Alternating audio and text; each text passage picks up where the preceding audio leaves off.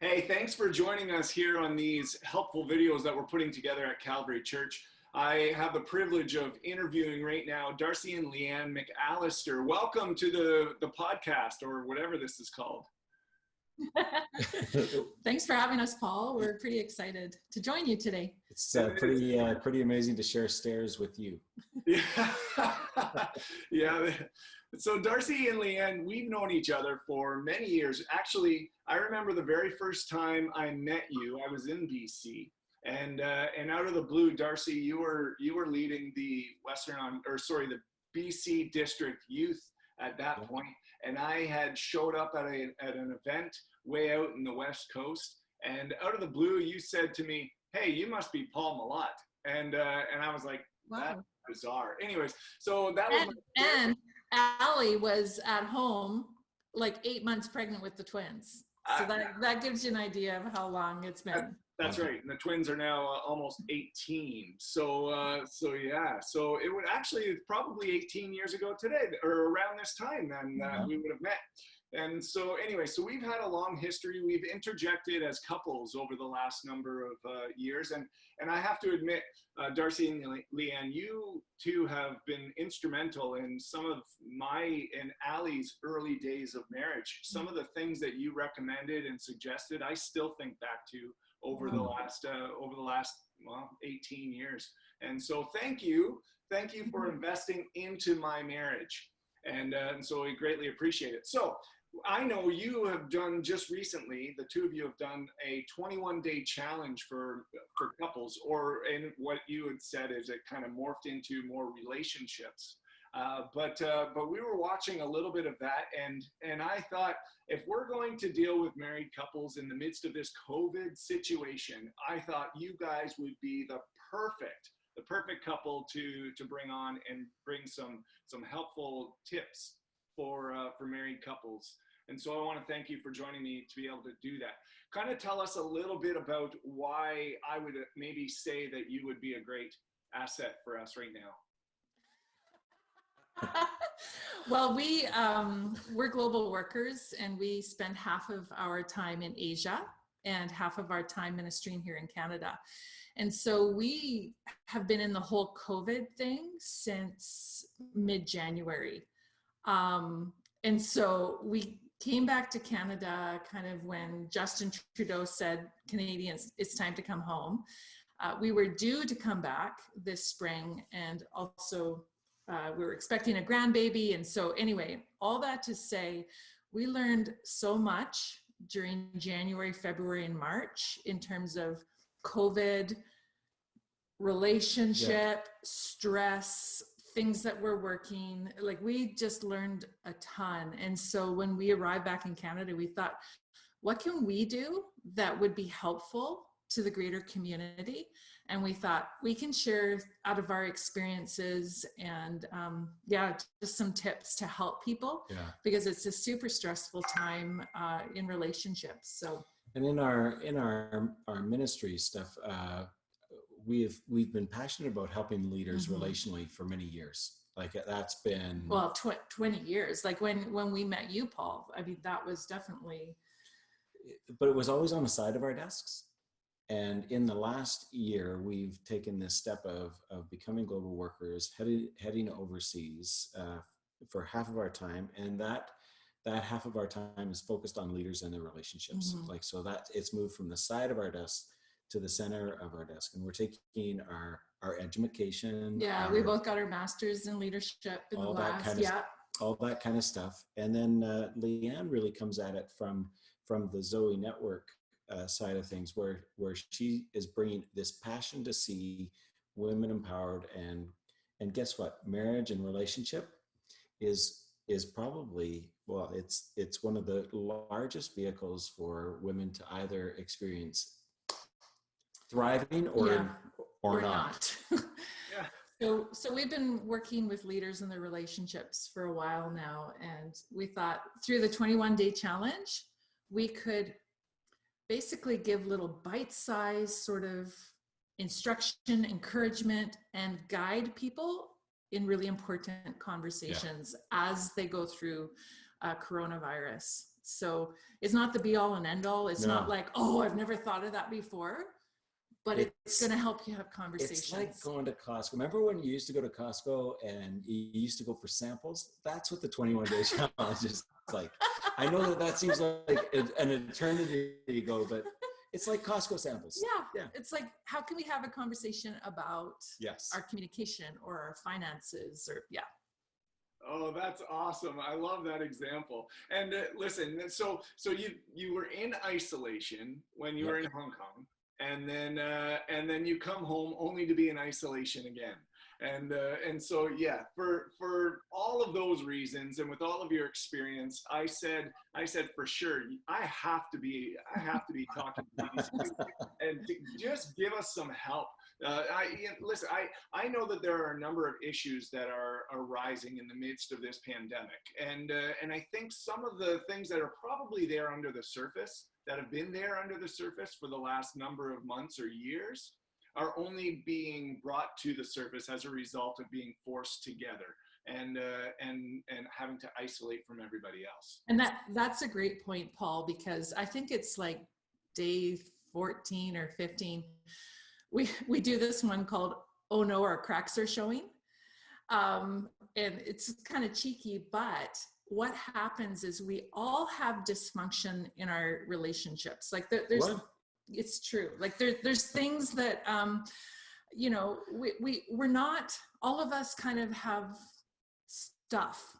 And usually you can make it through, right? You can make it through, you can skate over the stuff. Yeah, but now it becomes a little more obvious. Yeah, so the stress and the pressure. And so when we moved to Asia in January, we suddenly put ourselves in this pressure cooker of stress because we were going into a city that was had protests going on, different things.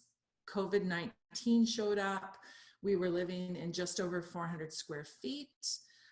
We were working together, like he was always there. And it got to the point where his breathing was annoying me. So, and then chewing was chewing. Next level. Anyway, so we're normal. And whoever's listening to this, and if you're feeling like, oh my goodness, oh no, like we're not doing very well, you're normal.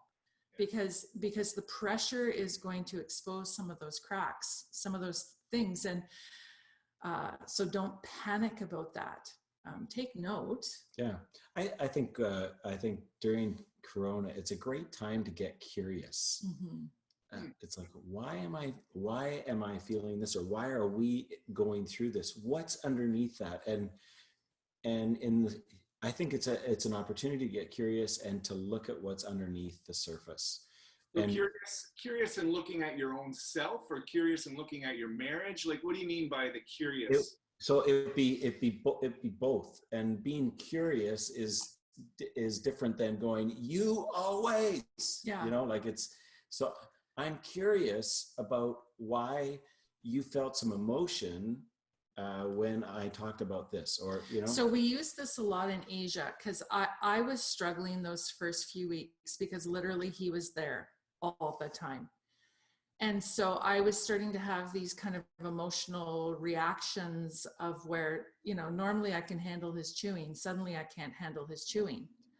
So instead of me, like pointing the finger and blowing up at him, or Darcy getting annoyed with me, he got really curious with me. And he started to ask me things like, so tell me, I notice you're like super irritable, and you're usually a pretty chill girl. Mm-hmm. So what's going on? And under stress behavior is always unmet needs. Yeah. Like, write that down. Like there's something that's not being met. And so then that curiosity, if you approach it that way, you can go, okay, well, let's discover that unmet need. And is there a way that we can see it met? Yeah. So for me and my spatial issues, Darcy got curious with me instead of getting annoyed with me. And then we realized that, okay, Leanne's not getting enough alone time, because I'm a true introvert married to an extrovert. And so then, okay, this is an unmet need of Leanne needs more space. Well, how can we make that happen to the best of, and now in COVID-19, it's not going to be perfect, but when you take the posture of curiosity and meeting the needs in each other, that's game changing of just, yeah. Right. So rather than escalating, you get curious with each other and look at and try and discover what those unmet needs are. So So we kind of already maybe tapped into some of the techniques or tips that we could have in the midst of this. But what are some of the challenges? Like why do people find themselves in this moment being forced in this? We marry what we're supposed to believe is our best friend, that everything should be, hunky-dory and perfect in our marriage life. But so then why, when we're put together in such a context like this, why are there challenges? Like what are some of those challenges, and why do you feel like we have these challenges? We're human. Well, we are. I know you and Allie, like this never hits you, and that's why you're asking the question. Allie's pretty close. On behalf of others. I'm asking on behalf of a friend. I think like some of the main issues. There's the issue of security, which I think for North Americans is really getting pushed around right now. And so there's personal security, there's marriage security, financial security, and so fear and anxiety and stress are coming at people in a really significant way. Like it's an onslaught of stuff that's new. One of our lines that we used a lot this spring was, we've never faced this before, so let's have grace for ourselves because this is new. Yeah, we've never done this before, and so when there's a lot of stress, like Darcy and I, we're facing stress right now.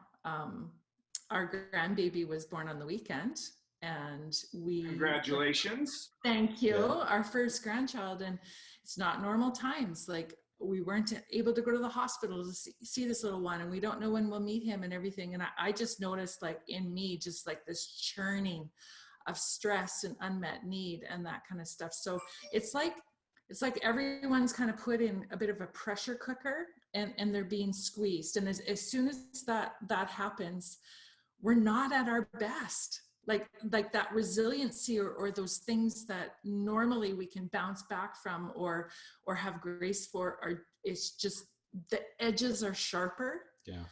And so all of that is not our best behavior. And then you get two people that are stressed out and they're like this, and normally they can handle it and normally they're loving, but it's just too much, and that's being human. Yeah. Yeah, we have no idea how long this is going to last, this isolation, being forced together. So maybe let's give maybe a couple. I know you have a lot of practical tips in your 21-day challenge, and we're going to talk about that a little bit later as to how people can tap into that 21-day challenge. You're making that available for all of us, and greatly appreciate you doing that. Maybe highlight one or two of those tips that you would say, hey, let's focus on these ones just as a primer for the 21-day challenge. Yeah, I think at the beginning, it's really like getting curious. That's a big deal. I think the second thing, in order to make it through, is our faith, our dependence on God, our keeping Christ at the very center of this. And it's a crazy perspective. It's like saying Jesus is at the center. COVID is not at the center. Jesus is at the center, not my job stress or being laid off. Like I have to. And so we wake up and we intentionally move Jesus back into the center of our lives. And that's a daily, it's a daily discipline, hourly discipline. Like, it's like, okay, I'm feeling overwhelmed because of this. No, Jesus is here. God is good. He is near. And so he's going to be my center. So those two things, I think, are some of the great places to start. I'd also think, and I think this was in our first week of the challenge, is building a routine is really important for households. And I think people are kind of, they're kind of naturally doing this, because I think, I don't know, we're in Canada's like in week 4 of this or whatever. So like, you know, the first week, everyone's in their pajamas and they're like watching Netflix and they're going, oh, you know, this is kind of great, but you can only do that for so long and it just doesn't feel good anymore. It's almost like having like, and you run out of cheesies, corn pops for breakfast and you don't feel good anymore. So one of the things that, and this happened in Asia, was we had to get very clear on physical boundaries. So we discovered through curiosity that Leanne needed more time alone. Well, okay, we live in 400 square feet and we live and work together. And so Darcy brings me coffee in bed every morning. I'm a total princess and I own it. So instead of him sitting beside me in the bed drinking coffee, he would go into the living room, but it's literally like 5 feet away. And I remember saying to you, I still hear you. But we learned about physical boundaries. So eventually he would go work in the back room and I would work in the living room. We had conversations about when is it work time and when is it conversation time. It can be as simple as, and we talk about this in the challenge, you can put a Post-it note on your computer. You know, red means, or pink or whatever you've got color wise, you know, this means I'm working, like don't disturb me. Or green could mean, yeah, like I'm game to talk. Like, so some of those work boundaries, when is work over? When are we actually going to shut the laptops? Because of course, working from home, it becomes this long bleed where you feel like you're working, you know, every minute of the day. That's not good. So having those kinds of conversations, which we help guide you through, will help set up some success in extraordinary times. Yeah. I think we said have a staff meeting. Yeah, and it's Monday morning when we're recording this, and Darcy said I need to have a staff meeting, and so 45 minutes we talked about what's coming down the pipe this week and what we're going to do, and just put us all, you know, on the same page. And yeah, awesome. So a couple of things that I hear here is build some kind of routine with some new mechanisms or new rules, because that's basically, we're in a moment where we need new rules. Yeah. So healthy communication and establishing that routine and the guidelines, the rules, and then keeping Christ in the midst of your relationship, which I love. And as a pastor, I think we often come back to that. But I think sometimes we disassociate our faith with Christ and our marriage. And I would assume that you're talking, when it comes to the spiritual component, you're not talking about, you know, just individual. You're talking about as a couple. Like, wow, what an amazing opportunity to grow deeper in your faith as a couple. As you said, lots of couples. We call spirituality and marriage the final frontier. Mm-hmm. Like it seems to be the place. Like people can make out. But praying together can be really intimidating and difficult, because you're showing not just your physical self, but you're showing the core of who you are, your spiritual self, the fears, the longings, that relationship with God, your core beliefs are what are being revealed. And so this is a crazy opportunity to go deeper, because we need each other. We need and our prayer times with each other and with our friends and family members, even if it's over Zoom, like we're having amazing spiritual connections with people, believer or not believer. Like it's awesome. And so we say yes. Move Jesus into the center, and he helps us. Yeah, that what we're going through right now would be called like a shaping experience. Like we all have experiences in our lives that have shaped us in different ways. And collectively, we're in a shaping experience right now and shaping experiences are always opportunities. They're an opportunity to really look at our lives, look at our relationship and evaluate and go, wow, like what's working here or what is not working here? What do we need to align? What are the values that we're moving from? How are we spending our time? How are we spending our resources? Like all of that. So it's an opportunity to get really clear on what's important. So shaping experiences suck.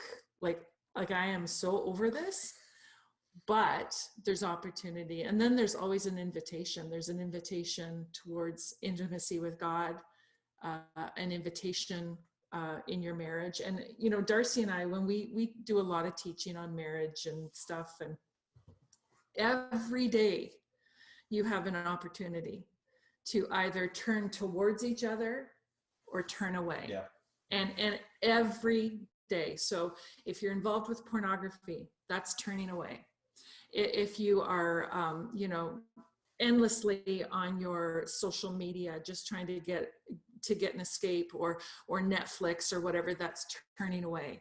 And so each day we're like, okay, Lord, by your grace, help us to turn to one another, by what we do, by what we say, by how we interact, because it's such an amazing invitation to deeper intimacy with each other and ultimately with God. So I don't want us to waste this time, right? Like at the end of this, may we not go, oh, business as usual in our lives, in our marriages, in our churches, in our communities. Like, oh Lord, help us to actually distill what it is we want to take from this to build healthier marriages, healthier communities.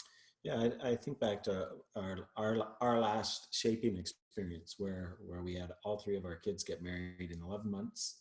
And in the middle of that, we both finished our master's degrees. And in the middle of that, literally right smack dab in the middle, Leanne's brother was tragically murdered. And wow, the stress of that compressed period of time was crazy. And looking back at it, we intentionally turn in towards each other.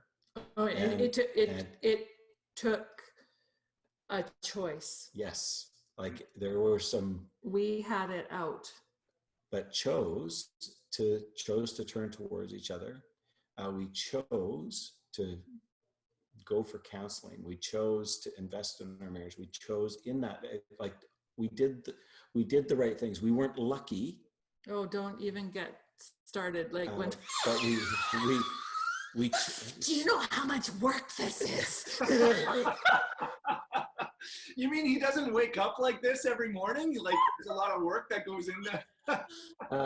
So in the middle of that, like when we look back at that compressed season, I hated that we had to go through it like that.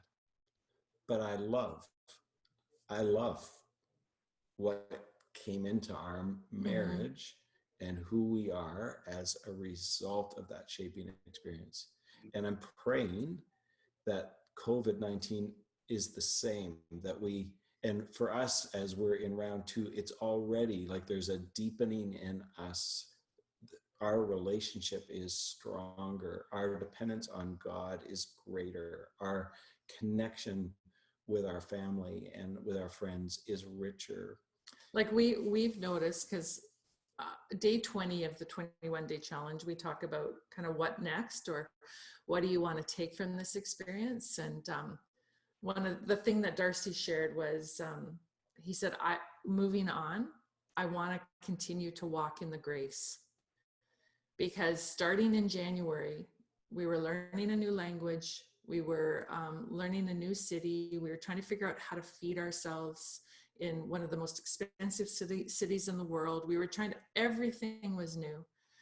And we, over the last 4 or 5 months, have apologized to one another more than the 30 years that we have been married. We've made more dumb mistakes. Oh, like, well, we won't get into all the mistakes, but we just, whatever. And so and I'm proud of us because we've been able to step back and go, I'm sorry, I'm going to own that. And then for the other person not to go, okay, now I'm going to hold it over you, but to actually go, I forgive you. I forgive you because we've never done this before. Yeah. And so, yeah, grace all around. Right. So many little subtle tidbits that you just gave in all of that, and so I would encourage, if you're watching this, maybe you're going to need to watch this multiple times to pick up on some of those little tidbits that have been said over and over and over again. But let's end off with this, because I think this is a crucial piece to all of this, is that good marriages just don't happen. They're, like you said, you're not lucky. Good marriages take work and a lot of investment. And there is the potential out of this experience to have a better relationship with your spouse than before it all started. And so that's the decision that each and every couple needs to make, right? Yeah. It's not just going to happen. You have to choose to allow that to happen and step into that marriage. And I've said this to couples over the years many times. And when I say this, I often think of you as a couple, because you really started paving the road down the road for Ali and I on this, is that if you don't invest into your marriage, it's not just going to happen.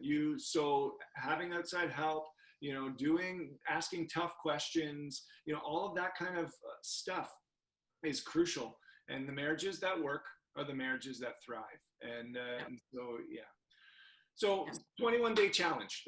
How can any couple who wants to jump on with that, how can they find out where to go and be a part of that 21-day challenge? Or if you can stick somewhere where this is posted, stick a link to our Instagram, Darcy and Leanne on Instagram. All the videos are there. And you kind of have to go back to the beginning, find number one, and then we put them on our Facebook page, Darcy and Leanne McAlister. So they're there as well. And you have to, again, scroll down till you start at one and then work your way up. Yeah. And forgive us now for the we had a couple tech glitches in between 1 and 2, and then I think around day 18 it was like, what? Wow. Oh yeah. But that was Facebook. We were getting better at it. We were just getting better and better. Well, it's funny because on a Saturday night we had just landed back in Canada, and we're like, okay, what can we do to serve people? Saturday night, let's do a 21-day relational challenge. And we went live Monday morning. So bless our hearts, we just put it out there. And just a note, we started out calling it a marriage challenge. And then we had tons of young adults following us who were single moms, different people. And so we broadened it to a relational challenge. Yeah. So anyone can listen, and it can help them kind of think through their relationships in the middle of stress. Yeah. Nice. So we'll link both your Instagram and your Facebook address to this, and so people can jump on board. Any other helpful resources that you would say? Any good books that you would say, hey, listen, you want to invest in your marriage, read this, or you want to invest in your marriage, follow these guys. Any tips like that? Yeah, I think like we've been recommending emotionally healthy spirituality. That's been a great by Peter and Jerry Scazzaro. That we love their work because it's really all about emotion. They say that you cannot be spiritually healthy unless you're emotionally healthy, and you can't have marital health without being emotionally healthy. So if you get that piece going, it serves into all of your life. So we also recommend a book called Crucial Conversations. We made our teenagers read it, and that was money and hard conversations well spent to get that started. Yeah. So that's a good resource as well. And they can continue to follow us after, because we're creating more resources for people. So that's coming down the pipe. So yeah. Awesome. Well, thanks, Darcy. Thanks, Leanne, for joining with me today. I greatly appreciate you investing into our congregation and whoever else is able to watch this on our YouTube channel. So thankful for the friendship that we've had over the years, and we'll continue to grow that friendship as well. So great. Thanks, Paul. Say hi to Allie. Will do. All right. See you guys. Yeah. Well, I just want to say thank you to Darcy and Leanne for being with me today. I so appreciate the investment that they've made into my life, and I hope that you have had the opportunity to feel like they've invested into you as a couple as well. So please don't hesitate to share this and pass this along to other couples that you may know will need this kind of information. And look out for some of the resources that we have posted below in the comments section that could be of help for you in the days to come. Thank you. See you next time.